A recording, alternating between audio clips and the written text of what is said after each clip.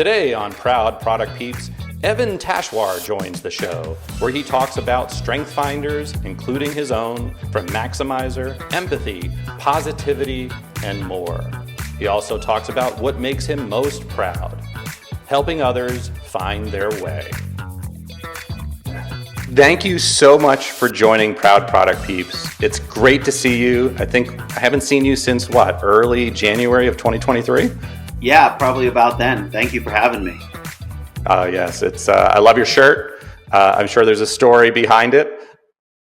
Yeah, there's definitely. So I liked loud shirts for a while. I know, when we worked together, you definitely had the, loud suits that were popping. And I actually had found a company, Light in the Box, I really liked. It was had louder shirts. So I experimented with a few. They were comfortable. They popped. They got a lot of compliments. So just kind of rocked with it from there. And then with me doing a little bit of consulting in the snow industry, I actually spoke at a snow conference. So I wanted something kind of snowy, wintry themed, found this and was all right, let's go. I love that. And I think that there's some magical connection to, we each have stories about coming across professional wrestlers. I grew up in a town where Sergeant Slaughter also lived, and we'd see him driving around in his camouflage limousine. And I have a couple of stories about that. I worked at a store in Nashville, Tennessee, and the Undertaker would come in to ship stuff. And he looked totally different as a civilian versus a wrestler. But I think you have a great Owen Hart story from what I recall. You want to talk a little bit about that? Yeah, I do. So when I was probably maybe 10 or 11, my dad took me to a house show. This was kind of in the downturn of the company. So they were doing shows in smaller cities. They were doing one in Johnstown, PA, which is about hour plus outside of east of Pittsburgh. So we went to the Johnstown War Memorial and sat on the floor. It was only about 6 rows back. Owen Hart was in a tag team match with Yokozuna at the time. So I hated Owen Hart as a kid, hated him. So Yoko's in the ring wrestling. Owen Hart's on the apron, and I'm booing Owen Hart. I'm being the good old heel kick fan. I'm just like, you suck. Your brother's better. Boo. All of a sudden, Owen Hart on the apron turns around and big eyes death stares me. He's just like, and I froze. I absolutely froze. I'm like, and I look over at my dad. He's cracking up. He's like, yeah, he's looking at you. And then I get a little bit of courage back and I'm like, yeah, boo. But I'm like, I read later that Owen Hart was like a big prankster. So I'm thinking, man, he went back to the locker room and was like, man, I scared the crap out of this kid tonight. Did you become a fan after that? I think like personal interactions with famous people, if you had a negative connotation, or wrestling is different, but did you become a quasi fan after that because you had the personal story? So, not immediately, because again, I was a kid, you were still kind of more involved in the storylines, but as I've become an adult and reflected on it, yeah, definitely, rest in peace, Owen Hart. I definitely was like, man, if he was still around, I would love to have met him and told him that story. But you scared the crap out of me when I was a kid. I'm sure we would have had a laugh at it. So just hearing about it in hindsight, yeah, definitely became a fan. I always think that was during the heat of a match, but I always find it interesting that it just takes one negative interaction from a famous person for folks to then have a negative impression of them. They could have 99 amazing experiences and one bad, and it's really the bad that's memorialized. But I think that I've had different interactions with different famous people, and certainly when they're nice and cool, I very rarely, if ever, have asked for an autograph or a picture. I usually say something funny in my brain, but probably comes out stupid. But I was on a plane one time. I live in Charlotte. Ric Flair lives in Charlotte. And we're getting on the plane and he's sitting in first class and everybody's walking by. And everybody, all the dudes around my age, probably 10 years, to 10 years younger or so, are going down doing woo, down the airplane, and he's going down and he's nodding and and I think he did it actually one time and everybody applauded and everything. But imagine if he was a jerk. You have the right to be, because he could have had a bad day or something, and you don't always have to be on. But I always think it's interesting that you almost always have to be on, or that one moment is memorialized. So yeah, definitely. think that's even applicable to like work and stuff too. Is sometimes you have that bad meeting or that bad interaction with a customer or somebody, and it's especially if it's somebody you don't work with regularly that doesn't know you and have that, which is why rapport is so important, networking. But I could go down that rabbit hole for a while. But yeah, I feel you. I was just listening to a podcast yesterday, and I wish I remember the person, but she wrote an article, HBR article, on bringing the joy as a manager, and exactly that is that in a way, even though she didn't say it this way, you do need to always be on because you could ruin somebody's day by just being a slight jerk if they're reporting to you, and that's what they remember. And exactly that same connection, like you just said, is critically important, especially if you're managing a bunch of different people or you're meant to be like your role interacting with a bunch of different folks. Unfortunately, it does take one negative interaction for that to then be remembered. And worse, unlike you as a fan, who cares if Owen Hart didn't death stare you, it's different as you as a fan. Like that impacts them for weeks and weeks because you, as the person that had that negative interaction and did that, you may not know. You might not be introspective to realize that you did just cause somebody impact, but the person there. And so it is like you need to be aware, maybe not on the whole time.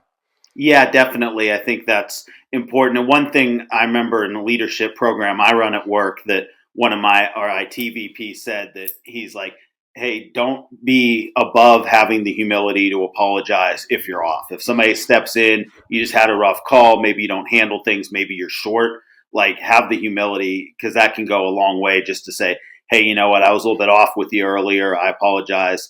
Just saves that rapport. And like you said, can save that 2, 3, 4 bad weeks that you had just because you were off. Yeah, I think that's spot on.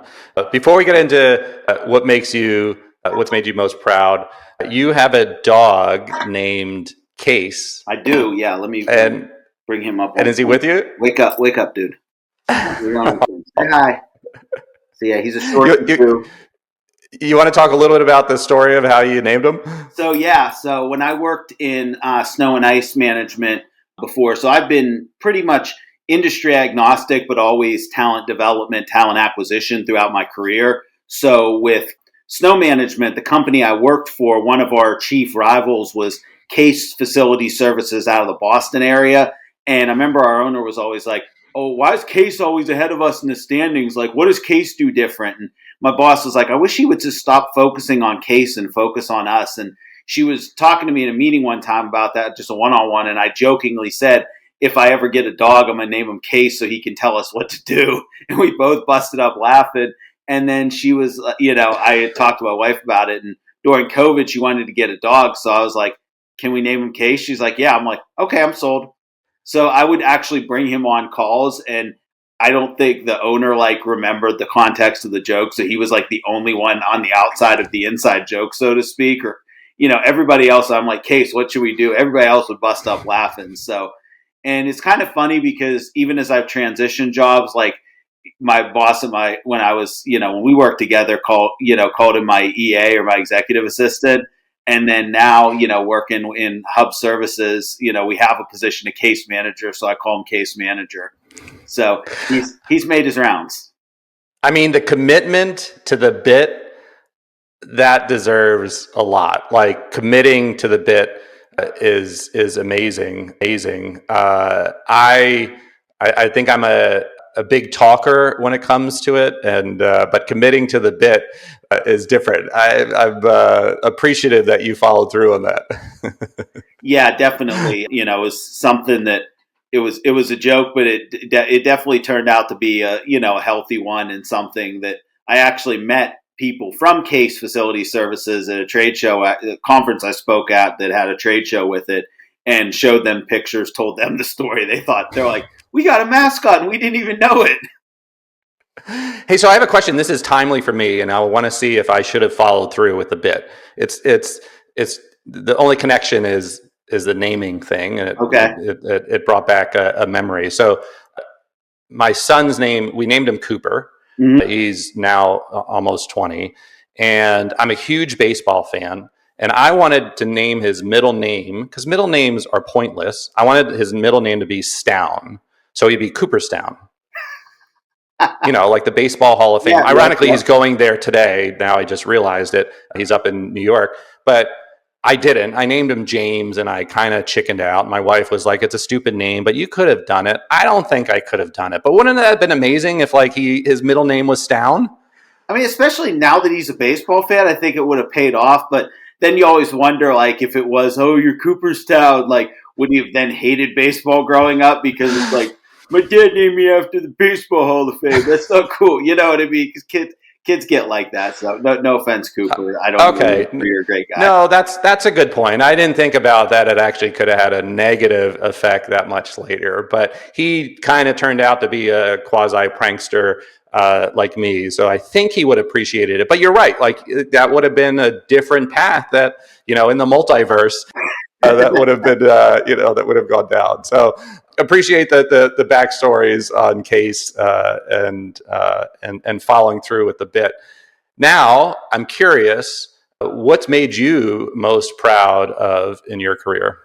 Yeah, so I think just professionally helping other people develop and find their strengths. You can see I have my why here. It's really about helping people find their strengths and work in that. Really, at the end of the day, if you ask me, like, if I could snap my fingers for any company and make something happen, it would be having that win win of people are working in their strengths, they're engaged, company goals are being exceeded because of that, people are built up internally. So, times where I've been able to have an impact, whether it's leadership programs I've developed, people I've helped hire, different trainings. I thought of one story actually as I was getting ready in our leadership development program I do with work currently. One of the things we do is some mentor learning, like advising sessions. We'll have other leaders lead small group discussions, and they'll do icebreakers. One of the icebreakers was about career, and the question was, "How did you find your career path?" And I usually float in those sessions, just kind of sit in with different groups. So I had floated, and the one leader said, "Well, Evan, how did you get to your career path?" I'm like, wait, I'm just supposed to be a ghost here. I'm not supposed to actually participate. But I answered, and I remember I talked about kind of a career downturn. And the one thing I said is, I said I was in a payroll job where I was not using my strengths at all. I said, and I hated how that felt. And I didn't want anyone else to have to feel that way. Like, I still can feel that feeling. So for me, where I've helped people work in their strengths and find that is definitely been what's made me proud. Recently I also won an award at my work, which was peer nominated, but I think it makes me proud, not just that I won it, but that my work's so collaborative that it's like, this is an everybody award. Everybody who's done something with me has given me feedback, has helped a leadership program, has vetted things with me, has shown up, has even participated and been part of it and given good words back. Like, we've all won in that. So I feel like that it was a team win. I may have had my name on it, but I wouldn't have had my name on it if it wasn't for the many people who contributed to it on their side. So I think that was really good. And then from a personal side, I would also say just my time in HR in the snow removal industry, I'm really proud of, just because I was coming off of, a combination of career stalling slash burnout slash kind of a false restart, taking a job that I mentioned payroll that I shouldn't have taken, that wasn't in line with my skill set, being on, a PIP, basically resigning to not be fired, and feeling like when I started there, I honestly felt like I was like, do I even still have it professionally? Hmm. Like, this was 2019. And I'm like, I'm 30 something years old. Do I even still have it professionally? So to be able to turn a career around and find my why and find strengths, like, that's what I'm thankful and proud of. And, definitely what inspires me, because, I kind of looked at it as, like, in football terms, I felt like I was showing up there as like the last player in training camp who I'm like, look, whatever I got to do to make the team, like, I'll block, I'll hold sleds, I'll hold water, I'll run down the field and get drilled by a guy on special teams, like, whatever it takes. I'm just trying to make the team here. And to be able to go from making the team to then feeling like I'm, proverbially starting, making an impact, winning awards, it's like none of those accomplishments I just listed were anywhere near my brain in 2019. So to go from Hmm. that to that and have people that have really helped along the way. So, I thank God, I thank the people around me, and I thank my network, and, just the people that did believe in me and give me that second chance. I love that. And I think before we get back to helping others with their strengths, we are huge Strength Finders fans, you and I, and Yes, sir. I know we'll talk about that in a moment. But do you? And we talked about being introspective a little earlier on. Do you feel like that experience made you more self-aware and introspective of what makes you tick? I mean, you said your confidence was pretty low, you weren't sure you had it, and you reinvented yourself in many ways. But did you become, you know, be introspective about being introspective? Did you become more introspective and self-aware during that process, you think? 100%, definitely. I think with taking a job that didn't align with my strengths, it was one of those things that I'm sure we all can relate. Have you ever had a decision that you talk yourself into, even though you know in your gut it's just not right? It's like, but you're like, I was like, oh, I like the company, I like the people, which I still do. I did like that company and people. They weren't the issue. But I think because after that, before that, I think I was kind of like, go with the flow, taking what's coming.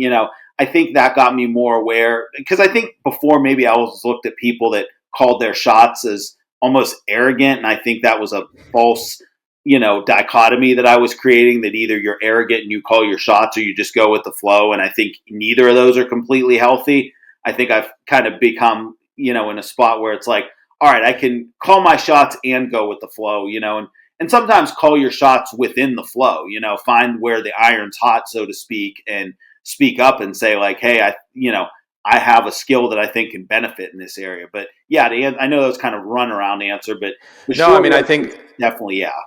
I think everybody's brain's ability to rationalize the situation, and then after the fact, you're like, okay, that was a red flag. I just didn't admit it to myself.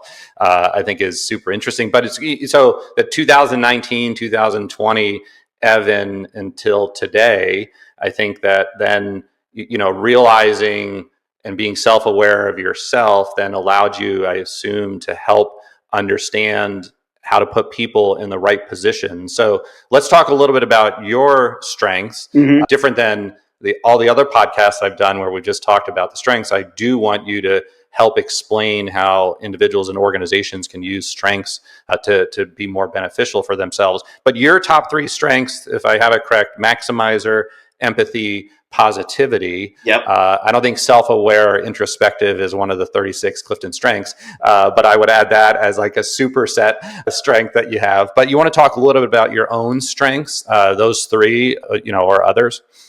Yeah, so I think definitely maximizer. So maximizer, if you're familiar with Clifton Strengths, Strength Finder is like almost the opposite of restorative, where restorative is like if you grade things on like a 5-point scale, restorative is like let me go to the things that are a 0 and a 1 and pull them up to the 2.5, the average or a little better.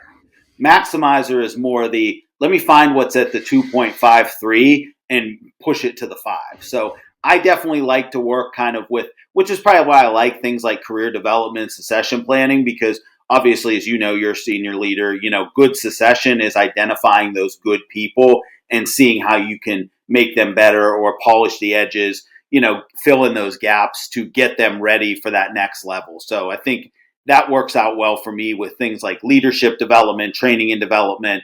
Not that I don't like helping people that, are struggling too, but I think I definitely find a lot of energy in, helping the good be better. And then empathy and positivity, I think really kind of are in how I do my job. I'm definitely able to sense even when people are like on a call, like as they're talking, like, I can tell this isn't rubbing them the right way, even if they're not saying it to me. So, and then positivity, I think that one gets a bad rap a little bit of like, that's just overly flowery. And I don't think it's about being overly flowery. I think it's about finding the hope where other people don't see it, finding the good where other people don't see it, and using that as fuel. It's not acknowledging, look, I acknowledge things go wrong, you know what I mean? But I also want to see how can we get that positive out of it. So I try to just build those environments. So I think I say all that to say, yeah, I think they definitely show up for me and work with how I develop people, even in the consulting side, how I consult,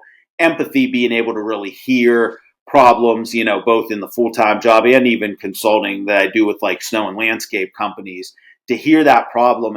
And sometimes too, guys and girls in that industry are moving 100 miles an hour just thinking about the logistics of the job, that when you talk to them, they almost don't have the words to really put it into words sometimes, of like the pain that they're feeling of the struggle with labor and equipment and bad processes, you know what I mean? So to be able to put that, but then also give hope through, positivity and process. Yeah, I just think they all work together really well on the people side.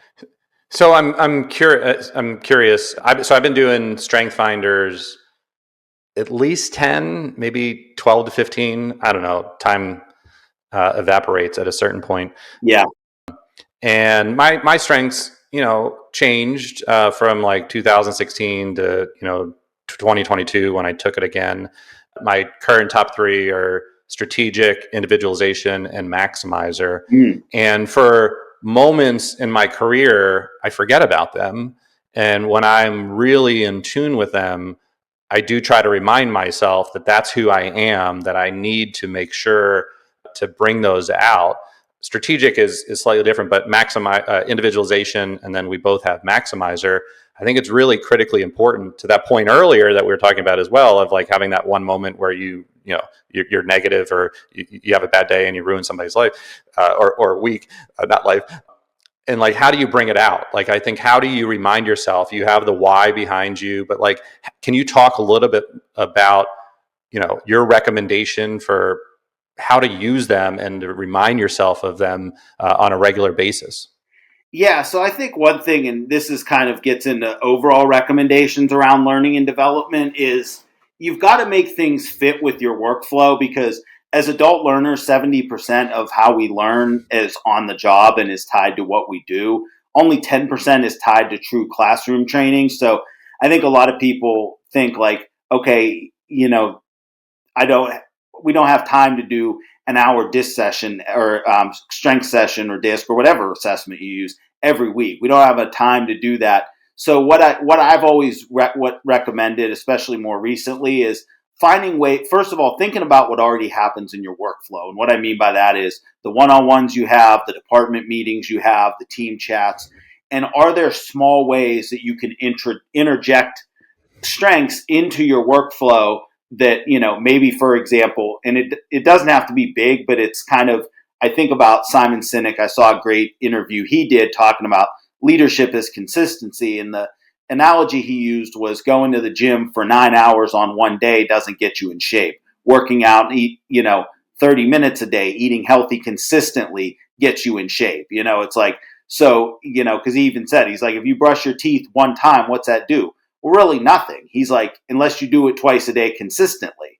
So I think finding those ways to put in small bites consistently, and it's almost a little bit counterintuitive, because again, just like brushing your teeth one time, you're thinking, well, all we did was read a 2-minute article about strengths. What did that really do? One time, nothing. But consistently, when tied to what you're doing, can really have impact. So for example, it can be something of like, maybe each of you say, hey, let's read our top strength today, and based on what we're doing this week, share how we think it can benefit us in a chat.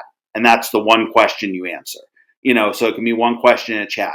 It can be an icebreaker on a team meeting where you go around and maybe share, like, let's say we'll put it in, product terms, is you're having a product launch coming up, and based on everyone's role, how do they see their strength helping, and maybe where there's a blind spot that their strength might not be addressing. And, even off that, can another strength help address that?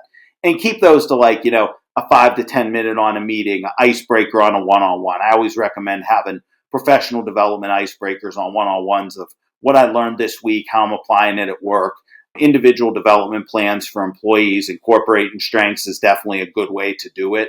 But yeah, I think tying it as much to real life application. So thinking about what you're doing, how your strengths can help.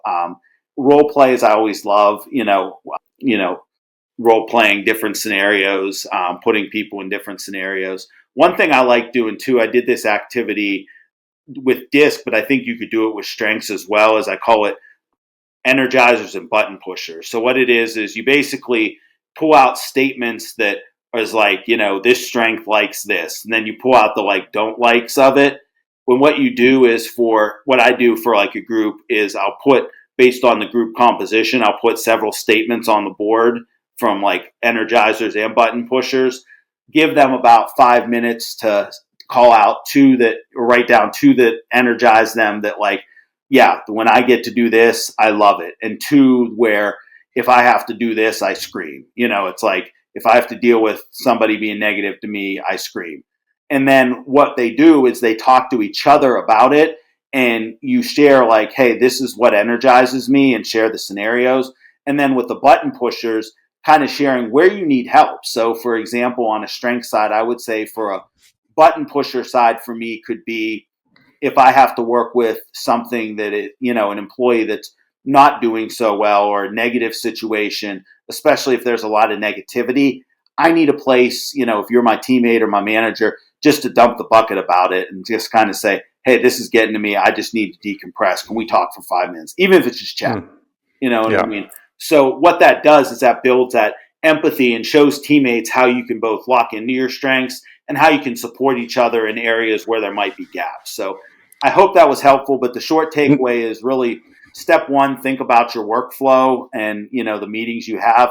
And step two, find those small, consistent ways to put in, even tie it to the rest of the agenda. Like look what's on the agenda and tie it to that. Because again, that application is really where you're going to drive it home. I love all that, and I'm going to implement some of that because so the way that I've historically used strength finders is that brush your teeth once a month type of thing, versus so like talent evaluation upfront coming in. An individual comes into the team, understand what their strengths, weaknesses are, or strengths are, and so talent evaluation. And then the second thing, and I talked a lot about this with Karen Chastain during our podcast, which was how do you plot the different individuals to understand that somebody might be strategic and another person might be a doer, let's say. And normally those almost 100% of the time from what I've seen, like those two usually have some type of conflict because they operate considerably different. So at least showing that, hey, this is the makeup of the entire team. Also to identify, to make sure that you have a well-rounded team and that you're not just all strategic and you have, you can't actually perform or get anything done. And then so take that. But from what you were saying is, how do we bring it up? And I think that there's two sides to every story. And so if somebody is individualization, another person is strategic, how do you use that? What did you do this week to emphasize that? What did you do this week to bring it up? And I think understanding two sides to every story. So we went through that product launch or about to, one person is thinking of it this way, another person is thinking this way. I like how you're talking about tying it to the actual activity to say, this is how I'm thinking about it. This is how I'm using positivity today, or strategic or individualization to think about my job as a part of this activity. So I love that. I'm definitely going to utilize that. And I think, the relationship that we had, if I were to go back in and do it again, I would absolutely have you involved more often, either as a listener to calls to help identify the noise, but to also help emphasize these strengths more often, as opposed to like that one time every quarter that we would have you come in and talk about different things. So really appreciate that view on it. And I'm still enamored with the, your my why behind you. You mentioned Simon Sinek, big fan of his, and, start with the why is critically important for you as an individual, for the business, all of that becomes really important to understand your why. With that, Evan, I actually wanted to, I have some true false about Pittsburgh. Okay. So have you lived your entire life in the Pittsburgh area? Mostly, yeah. So I grew up a little bit outside of Pittsburgh, but I've always been like a Western PA. I've always been a Steeler fan. So this is, to any of my fellow Yinzers, that's what we call ourselves. We say Yins instead of y'all. So that's where it kind of, Yinzers also kind of like I don't want to say derogatory term, but it's kind of like what they say, like of like an obsessed fan, like when somebody's like, "Oh, come on, refs, the Steelers are getting screwed." Okay, Yinzer, calm down, But okay, well, you just ruined my first true false question. I have to say, even though I knew you were going to know it. So the first question is: Pittsburghese is a real dialect? Oh, that's absolutely true. Yeah. We have a lot. I don't think I still have it, but I used to have a shirt that was like all Pittsburghese, like it was like yins instead of all chipped ham instead of like sliced ham, red up instead of clean. By Down. the way, I love chipped or shaved ham. My wife's grandmother lived in the Pittsburgh area, and shaved chipped ham is fantastic. But so, say the football team. What's the name of the football team in Pittsburghese? What? Stillers. It's a Stillers. Stillers, yes, not Steelers, Stillers. And then you already said yins, you guys, or Yep. you all, or yeah. So that's a true. There's definitely Pittsburghese. All right, next question. By the way, nobody's gotten all the questions right so far, so let's see how you do. Okay. Pittsburgh has more bridges than Venice, Italy. True. Do you know how many?